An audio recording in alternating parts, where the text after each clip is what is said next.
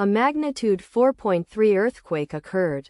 Western Greenland. 176 kilometers SSW of Tasiilaq, Greenland, or 551 kilometers E of Nuuk, Greenland. On Thursday, the 26th of June 2025, at 15 hours 40 minutes and 51 seconds local time, the quake had a depth of 10 kilometers and was not felt, or at least not reported so. Data source from EMSC. Did you feel it?